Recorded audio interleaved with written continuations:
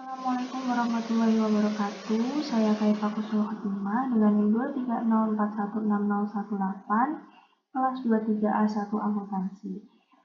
Baik, di sini saya akan membahas cara menghitung PPh pasal 21 atas karyawan tetap dengan TER atau tarif efektif rata-rata.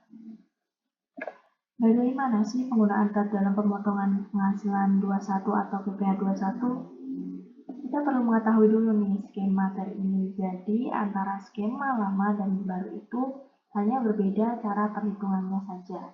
Untuk besaran pajak tetap sama ya. Nah sekarang skema TER itu adalah metode baru yang digunakan untuk menghitung besaran pajak penghasilan 21 atau PPh 21 setiap bulannya dengan menggunakan tarif TER. Skema terdahulu perhitungan di akhir tahun ya teman-teman. Kalau skema TER sekarang perhitungannya setiap bulan. Jadi ada tarif atau tabel untuk tarif TER-nya. Selanjutnya metode TER ini digunakan untuk menyederhanakan perhitungan pajak dalam masa pajak bulan Januari hingga November. Jadi jelas ya, tujuannya menyederhanakan perhitungan pajak dalam masa pajak bulan Januari hingga November. Nah, karena dihitungnya per bulan, maka sudah ada tabel tarif TER-nya. Kenapa bulan Januari sampai November? Terus Desembernya bagaimana? Jadi di skema terbaru ini terjadi dua perhitungan. Bulan Desember itu akan dihitung dengan metode yang terdahulu. Tujuannya itu untuk mengetahui berapa sisa PPh di bulan Desember yang harus dibayarkan atau mengetahui apakah si wajib pajak itu terjadi lebih bayar atau selisih. Selanjutnya tarif efektif bulanan nih. Ada tabel tarif efektif bulanan sesuai dengan PPKP. Itu ada 3 kategori. Yang pertama TER kategori A, TER kategori B, dan TER kategori C. Pada TER kategori A itu ada tidak kawin tanpa pengangguran atau TK0 dengan nilai PPKP sebesar 54 juta, jadi hanya wajib pajak itu sendiri. Yang kedua ada tidak kawin dengan satu tanggungan atau TK1, jadi wajib pajak dengan satu tanggungan 58.500.000, itu karena wajib pajak itu 54 juta, sedangkan nilai satu tanggungan itu sebesar 4.500.000. Yang ketiga ada kawin tanpa tanggungan, jadi wajib pajak dengan istri menjadi 58.500.000. Kategori B itu ada tidak kawin dengan dua tanggungan atau TK2 sebesar 63 juta rupiah. Yang kedua tidak kawin dengan 3 tanggungan atau TK3 sebesar 67.500.000. Nah, untuk tanggungan itu maksimal hanya 3 ya teman-teman, walaupun wajib pajak tersebut memiliki 5 tanggungan, tetapi hanya ditulis dengan maksimal 3 tanggungan. Selanjutnya ada kawin dengan satu tanggungan atau K1 sebesar 63 juta rupiah, kawin dengan dua tanggungan atau K2 sebesar 67.500.000 rupiah, dan yang terakhir kategori C, kawin dengan 3 tanggungan atau K3 sebesar 72 juta rupiah.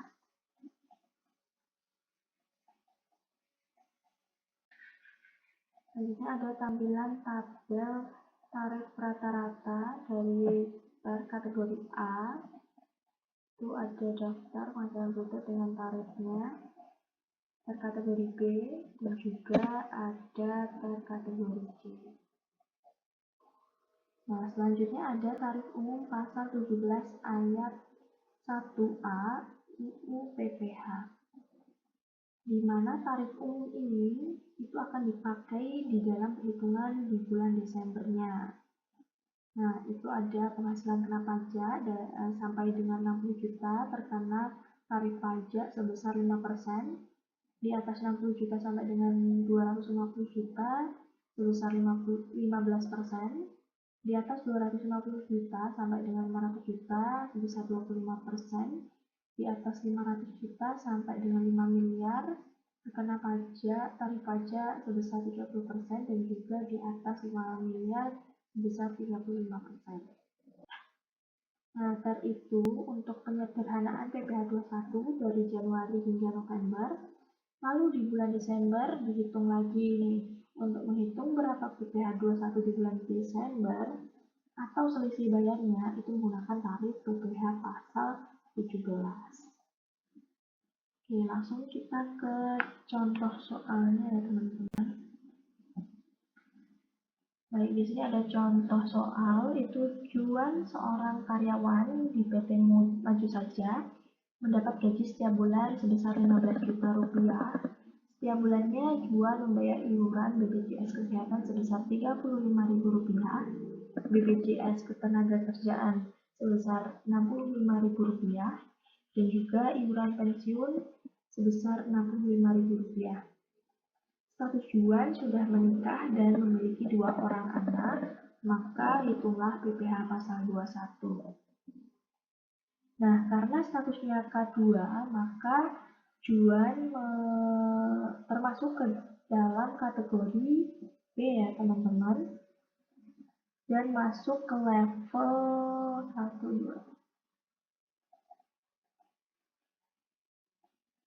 12 di sini. Mendapatkan tarif sebesar 6%. Oke, selanjutnya kita akan menghitung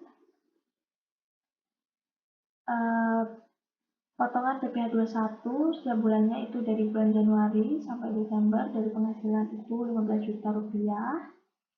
Per kategori B itu pada bulan Januari hingga November terkena 6%, dan juga PPh-nya per bulan, PPh per bulan itu 900.000, jadi 15 juta, 6% dari 15 juta itu 900.000, maka total pendapatan bruto selama setahun itu 180 juta, dan juga PPh 21 dari Januari hingga November sebesar 9.900.000. Gitu.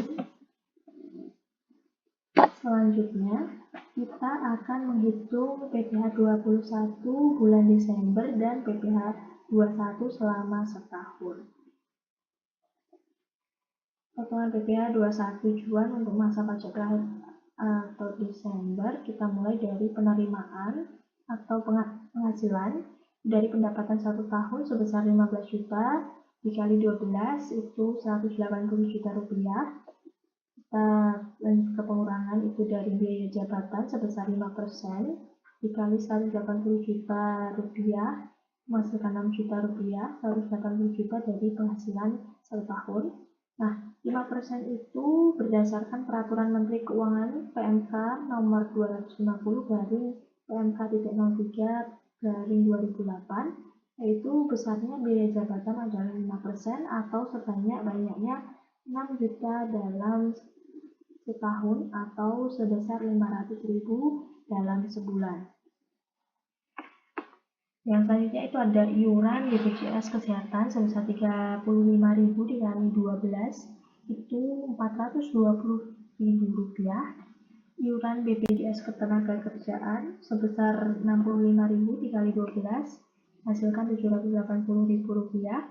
Iuran pensiun sebesar 65.000 rupiah dikali 12 780.000 rupiah, maka didapatkan pendapatan neto per tahun atau pendapatan bersih sebesar 172.020.000. Kita kurangkan dengan PTKP, maka akan menghasilkan penghasilan kena pajak atau PKP-nya.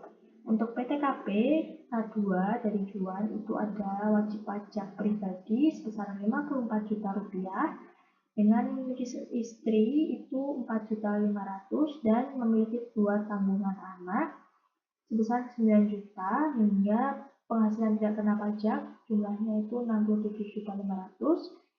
Pendapatan neto per tahun atau pendapatan bersih kita kurangkan dengan penghasilan tidak kena pajak sebesar 67.500.000 menghasilkan penghasilan kena pajak atau PKP sebesar 104.520.000 rupiah. Selanjutnya kita akan menghitung PPh 21 selama 1 tahun. Juan itu sesuai dengan tarif umum pasal 17 itu 104.520 itu termasuk ke dalam level 2, yaitu di atas 60 juta sampai 250 juta terkena tarif pajak sebesar 15%. Baik, yang pertama kita kalikan dengan level 1 dulu, 5% dikali 60 juta menghasilkan 3 juta rupiah. Selanjutnya PKP kita kurangkan dengan yang sudah dihitung sebesar 60 juta, maka sisa 44.520.000 kita kalikan dengan 15%, menghasilkan 6.678.000.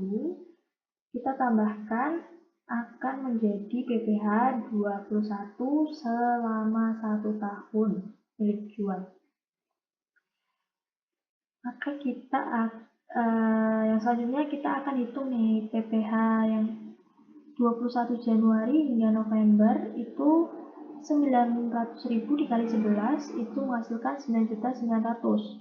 Nah, ini jadi Juan itu sudah membayar lebih dari setahun karena jumlahnya hanya pajak PPh selama setahun 9.678, sedangkan Juan sudah membayar sebesar 9.900.000 rupiah. Maka artinya ada selisih atau lebih bayar sebesar 222.000 rupiah. Jika seperti ini bagaimana? Baik, tidak usah khawatir ya teman-teman. Itu ada sesuai dengan pasal 21 ayat 1 PMK 168/2023, kelebihan PPh 21 itu akan dikembalikan beserta dengan pemberian bukti pemotongan PPh pasal 21 paling lambat akhir bulan berikutnya setelah masa pajak terakhir. Seperti itu teman-teman. Nah, demikian itu tadi dari presentasi saya. Apabila ada salah kata, saya mohon maaf. Terima kasih semuanya. Wassalamualaikum warahmatullahi wabarakatuh.